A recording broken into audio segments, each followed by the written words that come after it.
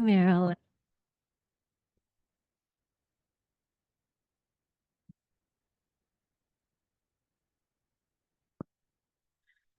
Oh, hmm. Well, before I even start, I noticed, David, you came on to the Zoom. So I just wanted to let you know that we gave you and Lila great blessings from us earlier and joys and concerns. So just know you're being held in our hearts. And because Amy did that song Woodstock about being stardust, I realized that I had to do the stardust meditation that my teacher, Wendy Palmer, created in Conscious Embodiment. So you're going to actually get two meditations from me today, and they're going to bookend my talk.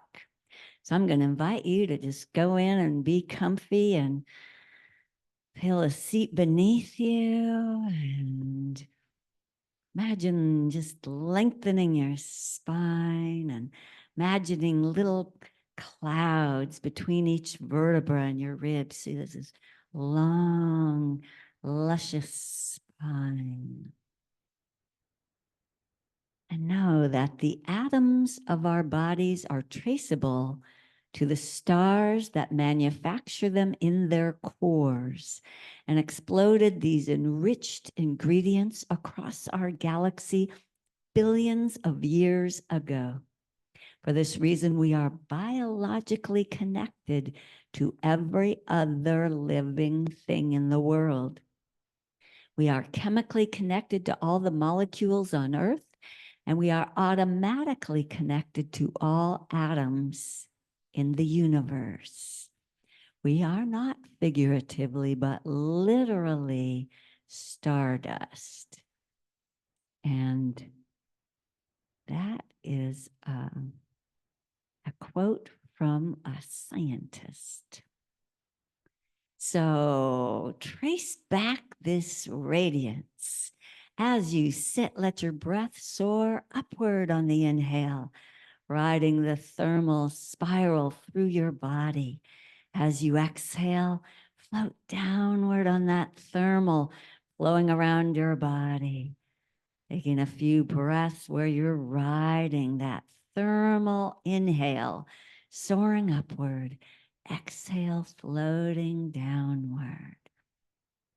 Visualize a double helix inside you, spiraling through you, extending above and below where you sit. And inside that double helix form are little flakes of light, floating like the flakes in a snow globe, floating in a field of light. The flakes begin to fill your arms and legs. Stardust is shimmering inside you. You might hear the faint hum of the particles vibrating as the starlight shimmers. Let the light begin to spread outward into your bubble, your personal space. The flakes of light are pulsing. They're flashing off and on, dancing in the space above, below, and all around. Starlight, stardust surrounding you. The sense of an entity of pulsing particles is linked to other entities of light particles. It's part of a web of hundreds of thousands of lights, shimmering like the dew on a spider's web in the morning. The web of pulsing light and life extending up to the stars. The stars are pulsing, exploding, light releasing particles like fireworks. The particles dissolve into starlight. As you inhale, starlight fills your body. As you exhale, starlight flows into the space. Breathe in starlight. Breathe out, starlight. And as you let that settle, I'm going to tell you a story about the earth. So you are welcome to keep your eyes closed, let them open, whatever feels right to you. But I'm going to give you a brief little history of how the earth came to be, hence how we came to be. So it's measured in MYAs, million years ago.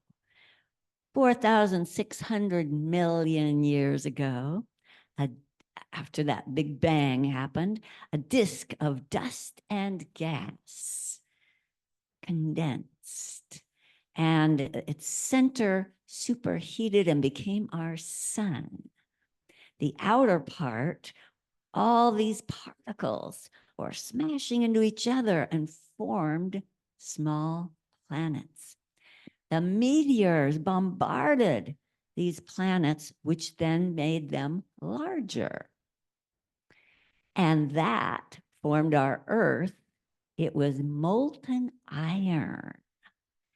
And that iron is the core of our planet. So fast forward 200 million years, and there were fewer and fewer meteors, and the Earth began to cool. It was here, it was molten hot, began to cool. And it became molten iron that went into its center. And around it, there was a crust that cooled, and because there was hydrogen and oxygen, it formed rain. And that rain covered the earth and made the oceans. Fast forward 400 million years, and we have RNA molecules, the first form of life, made up of carbon, nitrogen, oxygen, phosphorus, and sulfur that all life contains. And the first single cell organisms were, anybody? Amoeba. They were a form of amoeba called, anybody? Bacteria. Bacteria. And they ate hydrogen. And they ate rays of light. That was their food. They transformed sun energy into food. And then eventually they began to eat each other. And that was how that first life needing to eat life happened. Fast forward 2,000 million years, and we have a new thing called eukaryotes.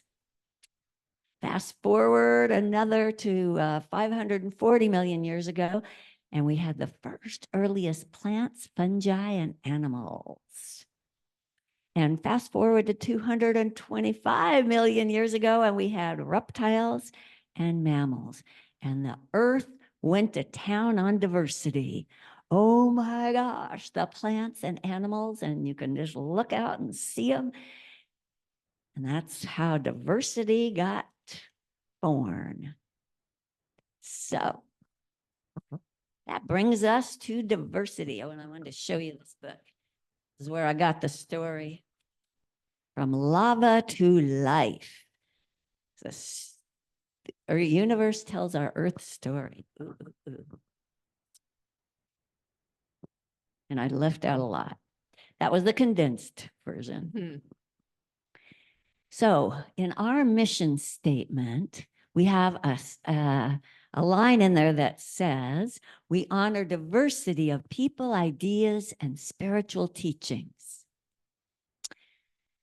So I wanted to give a few, I want to incorporate a few different views of different spiritual teachings. So the first one that I've already I did my invocation on it, is the Native American. So this is the book Earth Medicine by Jamie Sam. And I will read what she says about diversity from the Native point of view. It just so blends with our point of view here at the Home of Truth. Every living thing and every human being has a sacred point of view. To deny any person, creature, plant, or stone its right to observe life from its personal vantage point is a misuse of authority. All life forms have a right to see the truth from their own experience and perspective. How these viewpoints meet and connect, meld and intertwine, creates the weaving of our common understandings of the tangible world. So this idea that spirit inhabits everything, this idea that all is sacred. And then I wanted to bring in one of my favorite spiritual teachers. Anybody? Thich Nhat Hanh. He is our Buddhist teacher. And one of the questions that he asks is, what is it that nourishes you?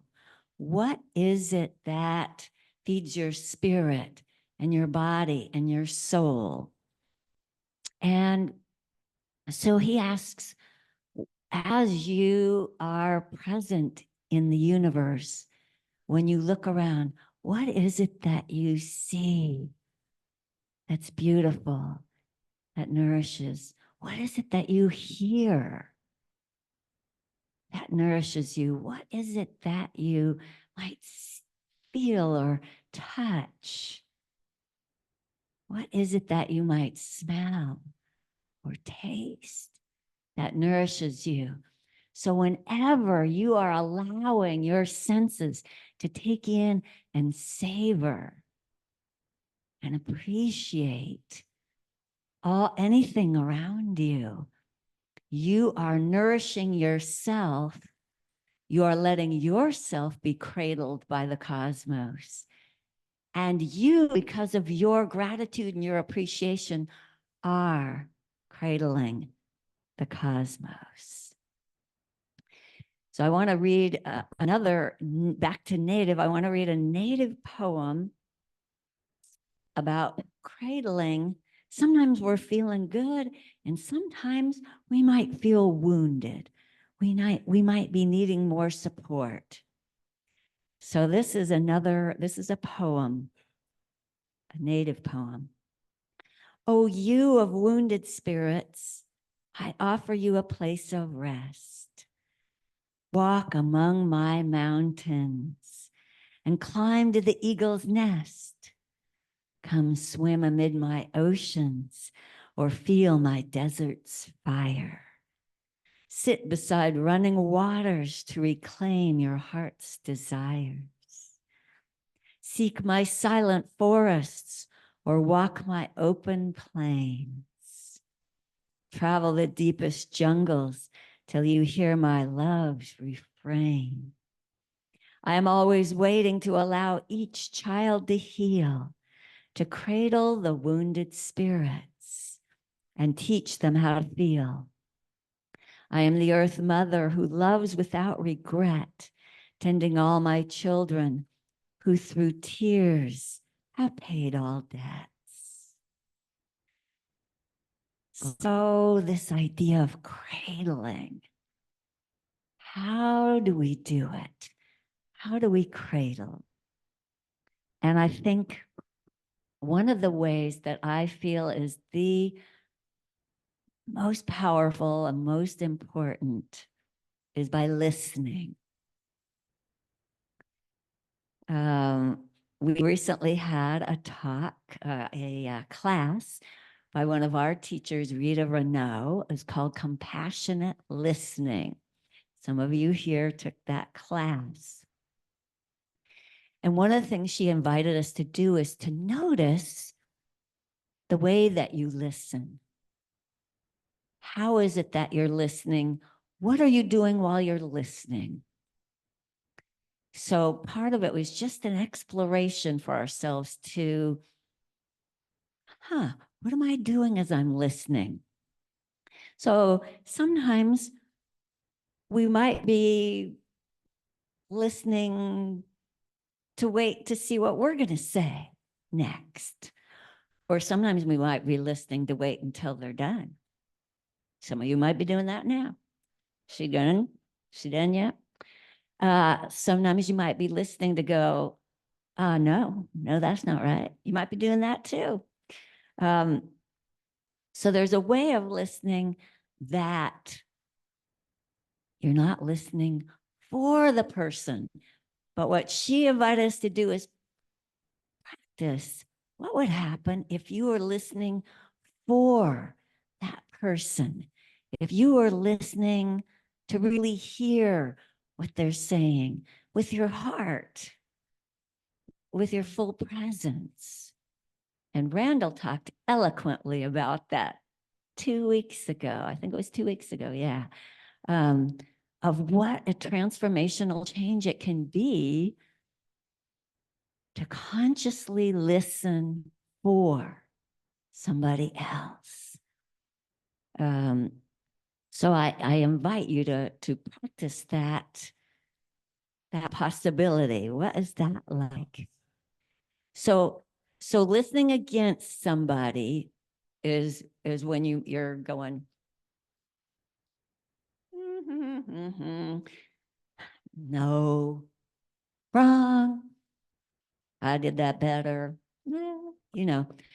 But listening for them is you really opening your heart, and you're listening to hear the deeper of what they're saying. What is it they're really saying? Sometimes you have to listen deeper than the words. Sometimes you have to listen into their heart. It's a very spiritual practice. So Thich Nhat Hanh also has a whole view on listening. And he says to love is to listen. To love is to listen, and to listen is to understand. So that's very close to what Rita is saying. It's very similar. To listen is to understand. And so he has 4 mantras. And the 4 mantras are, I am here. I'm here. And then the second one is, you're here, and that makes me happy. You're here, and I'm very happy. Well, the first one was actually, I'm here for you. Sorry. I'm here for you. You're here, and that makes me happy. And then the next one is, I know you suffer. That's why I'm here, to support you. And the last one is, I suffer too. Please help. And that's when we allow others to support us. So he also says that in listening, you can listen to alleviate suffering in the other person.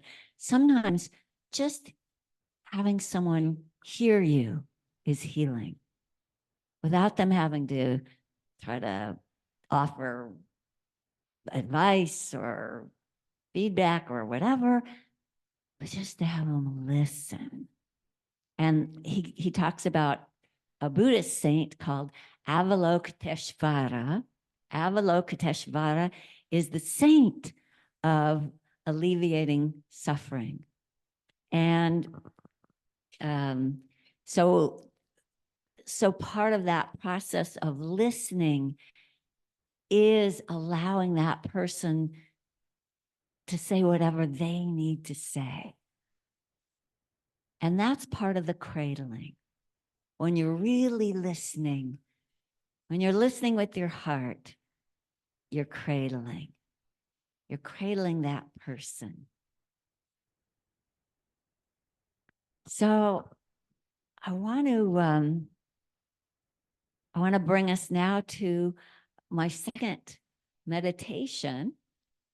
And in that meditation, I want you to feel cradled by the earth. So I'm going to invite you again to feel yourself being supported in your chair, which is supported by the earth. Feel yourself resting in. Feel yourself cradled. And know that every step you take is being cradled by the earth. You are being held at all times. And the grace of gravity. So as you're taking that in, breathing that in, sense that spaciousness of the sky, that sense of expansive energy, room to be, room to grow. And receive that spaciousness. And then know that wherever you are, there are waters of the earth flowing, rivers flowing, oceans undulating. Just sense that fluidity of the world and fluidity within you. Fluidity within your own body and within your own thoughts. And sense the warmth of the sun, that disk that our planet is circling, that disk that gives us the warmth we need for life. And know that your own cells are bathed in fluids. That is their home. That gives them support so that they are buoyant, so they can receive nourishment, so they can release what they no longer need. So just knowing your cells are being bathed and that there's a diversity of cells within you, all different kinds of cells. So imagine your skin cells. They're supple, they're soft, they move with you and they contain you. They're this nice little outer covering, and they take in information from your environment so that you can be healthy. And these skin cells, just very soft, malleable. And then know that you've also got bone cells. Bone cells that don't have to be like the skin cells. They're not soft. They're firm. They're your foundation. They create the framework of your body. They don't have to be like skin cells. They get to be like bone cells. And then attached to those bone cells are muscle cells. And they don't have to be like firm like the bone cells. They get to be these long strands of muscle fiber that they were able to contract and release and move you. And then you have what's called fascia. The fascia, when it's thick, it's the tendons and ligaments that protect your joints. Wherever those bones come together, they protect them so that they keep their range of motion. They keep within it.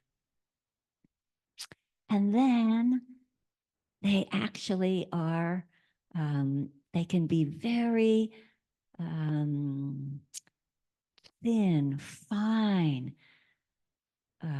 tissue that encases every bone, every muscle fiber, every organ.